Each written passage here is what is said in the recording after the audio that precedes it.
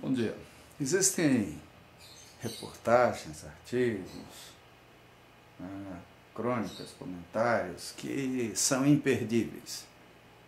E essa reflexões sobre meia dúzia de Cristóvão Tesa, ela é tremendamente oportuna, porque ela mostra a fragilidade de muitas coisas no Brasil, entre elas a própria educação,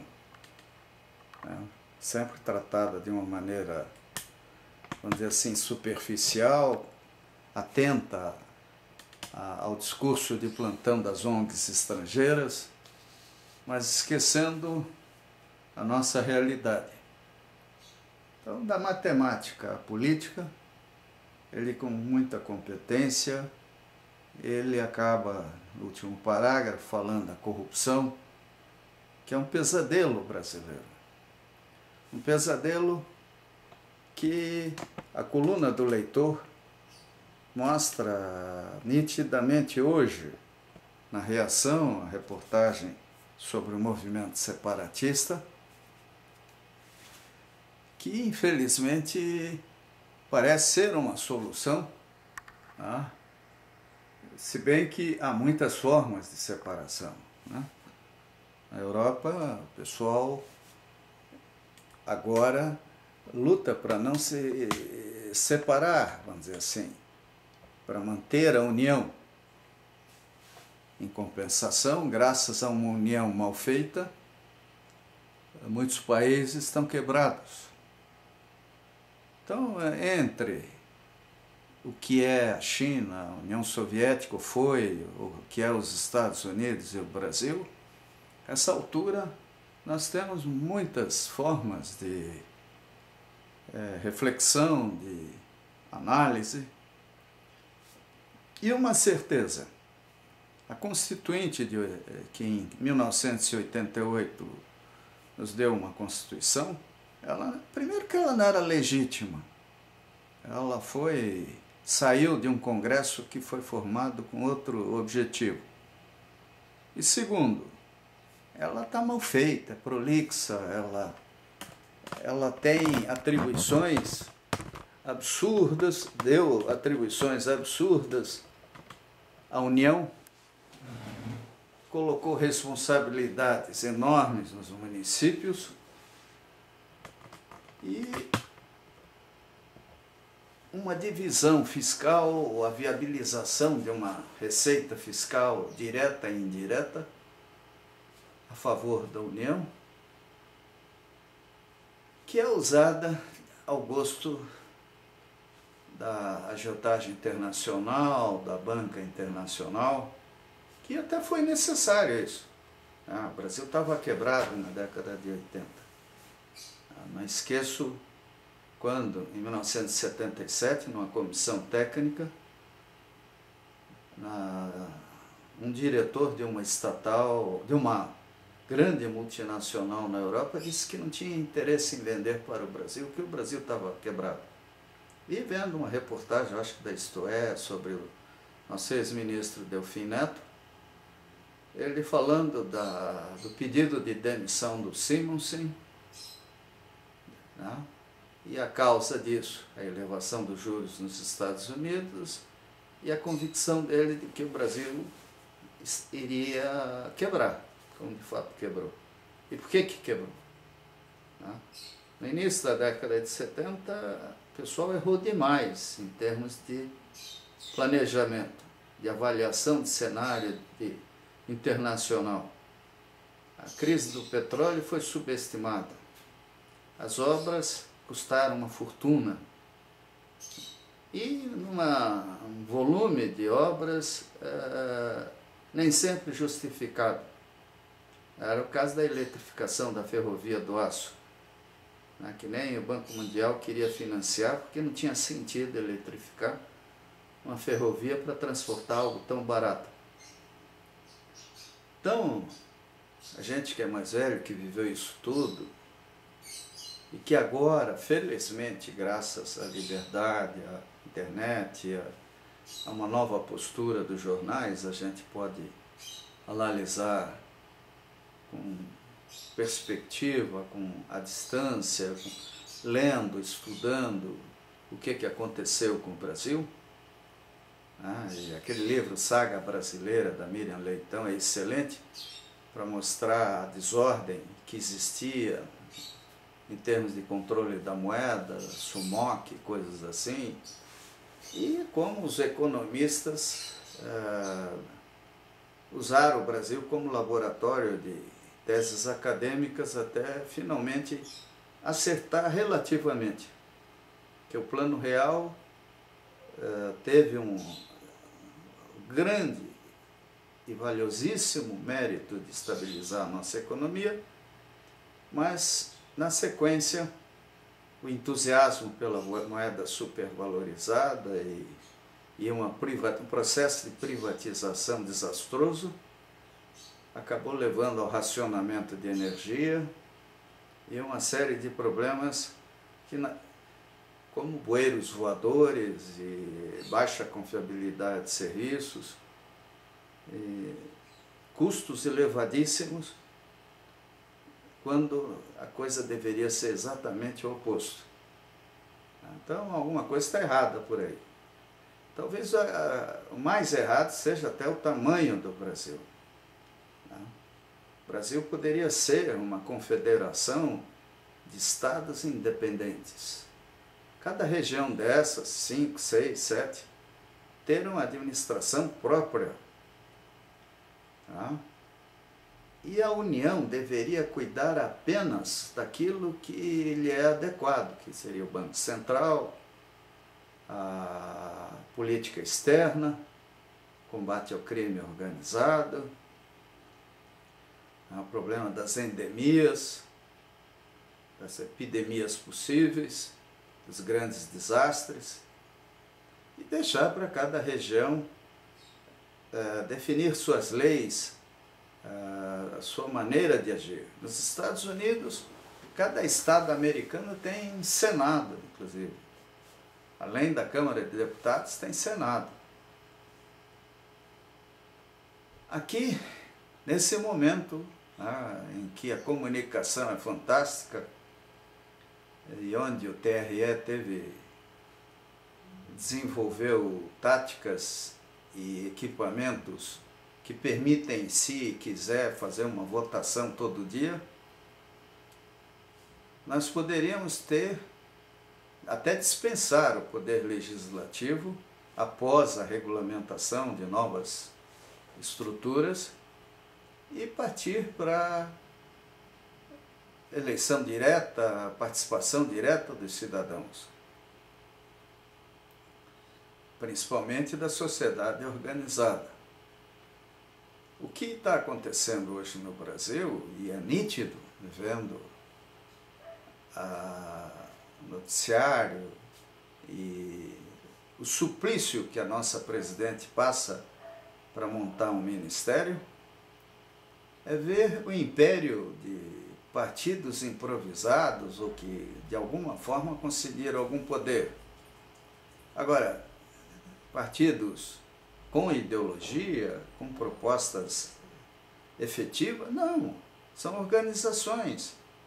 Se vale assim, então nós podemos ter 500 mil partidos. Vamos acabar com essa palhaçada. E o que importa de fato? É uma boa administração. É termos governo. É o caso, os municípios. Os municípios têm uma responsabilidade tremenda. Ensino fundamental, drenagem, água, esgoto, saneamento básico. E aí? Onde é que está o dinheiro? O prefeito tem que se humilhar, ir a Brasília, que fica lá no meio do Brasil, falar com um montão de burocratas, beijar a mão do presidente para ganhar financiamento, não é nem dinheiro, financiamento para fazer aquilo que nós pagamos, porque afinal quem paga imposto somos nós que moramos nas cidades. Então a divisão do Brasil administrativa, principalmente, e do ponto de vista jurídico, onde for conveniente, e uma redefinição de atribuições, é urgente, é necessária. Está mais do que provado que o modelo atual não funciona. Agora, utopia é esperar que isso aconteça por iniciativa lá de nossos representantes em Brasília. Hannah Arendt, no livro sobre a Revolução, título sobre a Revolução, no último capítulo, ela trata muito disso, né? O medo até de Adam Smith, se não me engano, nos Estados Unidos, ao fazer a Constituição americana, da fragilidade das assembleias. E quando ela escreveu esse livro, não existia internet. As telecomunicações estavam comparadas com hoje na Idade da Pedra. Então, de lá para cá, na década de 70 até agora, início do século XXI, muita coisa pode ser corrigida sob uma nova realidade de comunicação, de participação. Felizmente, né, o Brasil evoluiu, apesar de alguns problemas. Então, hoje, a quantidade de escolas, de universidades, etc., não se compara ao que existia há 40 anos atrás.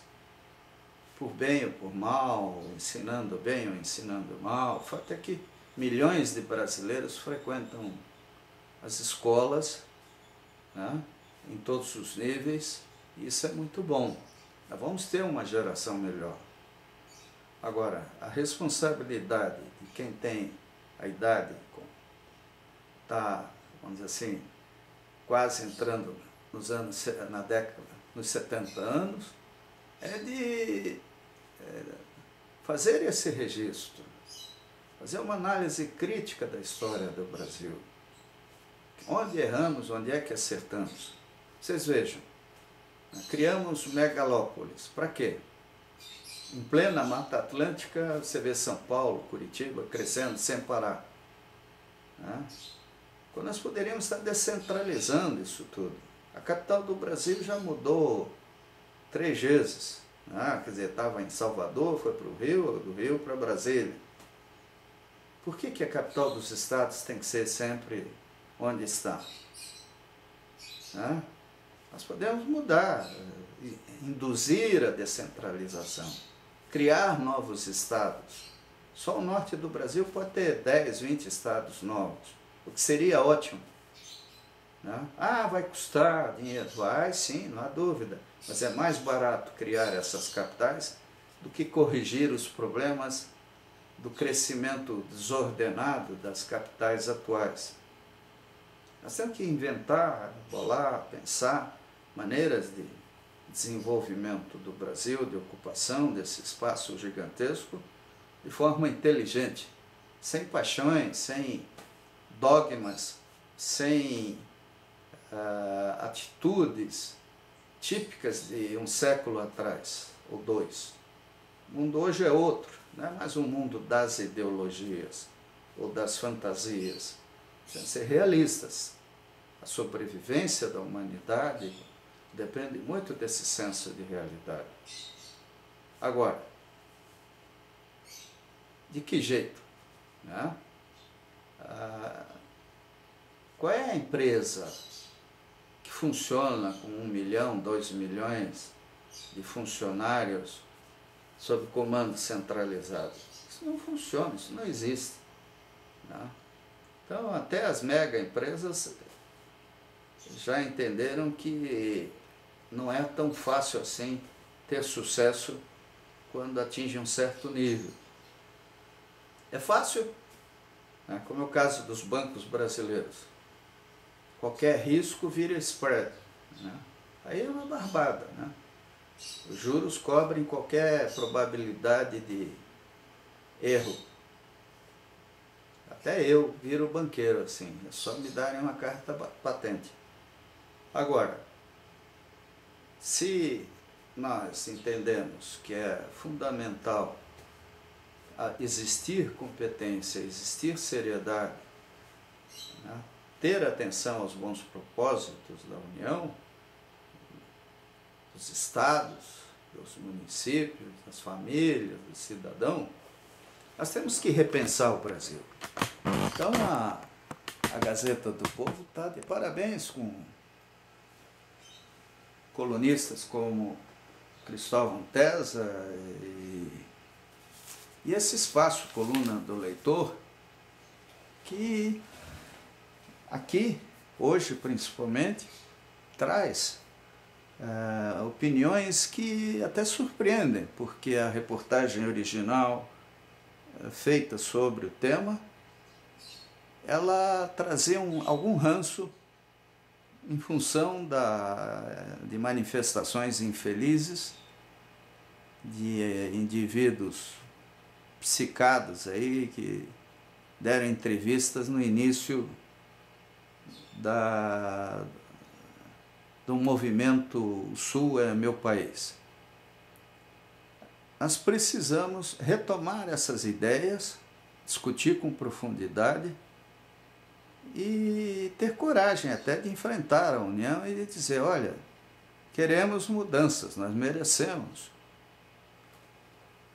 Eu sou de Blumenau, gente, e vi o desastre que foi a falta de atenção após o Plano Real aos trabalhadores da indústria têxtil.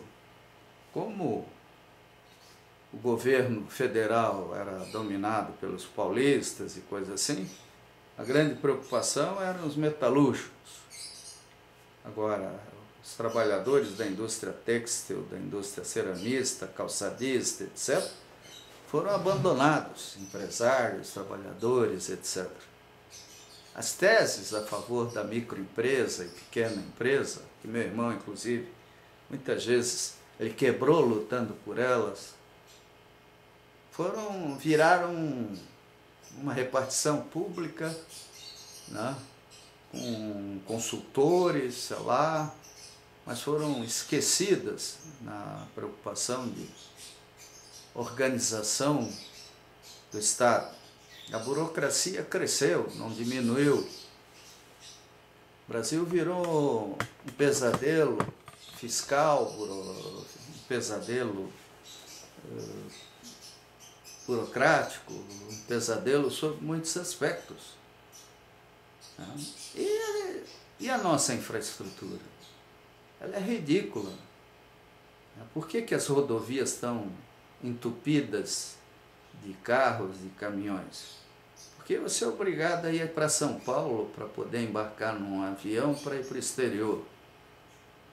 E os sulistas não dizem nada, até isso me impressiona. Quer dizer, nós temos que ter atenção àquilo que é importante. Nós já deveríamos ter 2, 3 mega aeroportos no sul do Brasil, no norte do Brasil, no oeste do Brasil.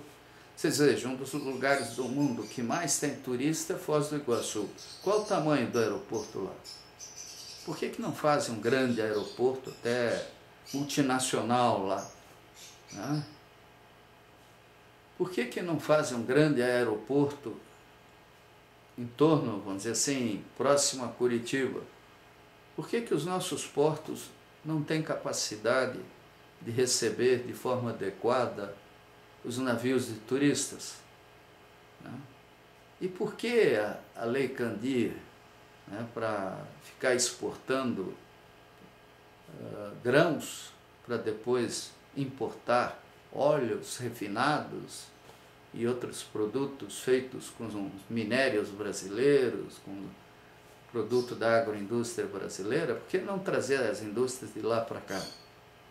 Então, isso tudo acontece porque o governo federal está sobrecarregado com o dia a dia de 30 e tantos ministérios, de interesses de jogos políticos, de conveniências partidárias, onde o nome partidário até é mal usado, né? E porque é grande demais o Brasil. Vamos dividir o Brasil em regiões, que aí é a melhor garantia de continuidade do Brasil. O Brasil tem que ser uma grande comunidade de povos com muito mais autonomia. Gozado, quando é para formar a nação Yanomami, que nunca existiu essa tribo, aí foi rápido, por decreto. Né? E assim o Brasil inteiro viu as multinacionais, as ONGs estrangeiras entrando aqui, dizendo como fazer as coisas. E a nossa vontade? E os nossos ideais de ver um país desenvolvido? Onde é que ficam? Né? Parece que nós mandamos muito menos do que a mídia internacional, as ONGs estrangeiras. Né? Nós somos ingênuos demais, barbaridade. Isso há muito tempo, talvez por efeito da influência do Brasil colonial, onde o povo que aqui vivia era impedido de qualquer atividade que competisse com a indústria inglesa e portuguesa, a inglesa principalmente. Isso entranhou no nosso sangue, na nossa cultura. E essa subserviência, essa maneira de ser, levou, por exemplo, à implosão das Forças Armadas Brasileiras, né, que aconteceu com o Exército, a Aeronáutica, a Marinha Brasileira. É algo inacreditável. Nós precisamos de tropas preparadas, modernas, bem equipadas. Nós não precisamos de 10 milhões de soldados. Nós precisamos de, sei lá, 200, 300, 500 mil soldados bem preparados, com indústria brasileira. Porque vocês viram, é bom não esquecer o que aconteceu com a Argentina na luta pelas Malvinas, quando na hora H os franceses bloquearam informações operacionais importantíssimas para que eles usassem foguetes que compraram da França, Exocet, Tandarla. Então o Brasil não pode cometer o mesmo erro. Nós renunciamos de uma maneira estranha à nossa autonomia militar, política, econômica. Consenso de Washington deitou e rolou no Brasil os ideais deles. E assim o Brasil foi perdendo oportunidades. E nós vivemos hoje um período de euforia, como já tivemos na época da borracha, da cana-de-açúcar, do café. Né? Mas nós não podemos ser ingênuos, são ondas. Nós temos que ter solidez. Vejam os Estados Unidos. Vejam se baixam a nota de avaliação de risco dos Estados Unidos. Por que não faz isso? Porque, de fato, os Estados Unidos têm um patrimônio tecnológico colossal, que não tem nada a ver com aquela dívida que é pequena até em relação ao potencial deles. Por que não mexem com a China? Porque eles têm armamento nuclear e têm milhões e milhões de pesquisadores, engenheiros, de indústria, de tudo que funcionam. E assim vai, o Japão e outros países, a Alemanha. A Alemanha é um país que merece ser visto como um exemplo muito especial. O nacionalismo alemão é muito forte, como o francês também. E o resultado disso é que eles mandam na Europa. Tá? A Inglaterra vivendo do dinheiro que recebe por outras razões. Os franceses e os alemães não, eles recebem muito dinheiro em cima do trabalho deles, da tecnologia deles, da capacidade deles, da competência deles. Erram, sim, como erraram na formação de uma comunidade econômica europeia elástica demais. E o Brasil? O Brasil precisa se reorganizar, gente. Nós precisamos com urgência de mudanças. Admiramos muito a atitude da nossa presidente, da Gleisi Hoffmann, As pessoas estão lá tentando, a todo custo, disciplinar aquela balbúrdia política que existe nesse sistema de governo que ninguém sabe se é parlamentarista ou presidencialista. Está no meio do caminho. Mas, com ou sem Dilma Rousseff ou Gleisi Hoffmann, a nossa Constituição está errada. Muito errada. Errada, inclusive, porque ela entra em detalhes que não lhe competem. Ela teria que ser enxuta, mínima. E os estados, as regiões, aí sim, entrar em detalhes gradativamente, em função da cultura local, do povo local, da maneira de ver as coisas. É estranho que um gaúcho tenha que pensar igual ao habitante do Acre ou do Pernambuco. Isso é uma fantasia. Por causa disso, nós temos leis que pegam e leis que não pegam. Que é óbvio. Quando alguém em Brasília acha que o Brasil tem que andar com 3 pés, porque está errado, né? E muitos são... A própria mídia cobra que o deputado tem que bater cartão, tem que estar lá. Para quê? Para ouvir discurso inútil? Né? O deputado, o senador tem que, acima de tudo, conhecer o seu povo, aqueles que eles representam, e ir a Brasília para colocar projetos de interesse da região, do país, do estado, de onde saíram, e olhar as questões nacionais com muito mais zelo, mais cuidado.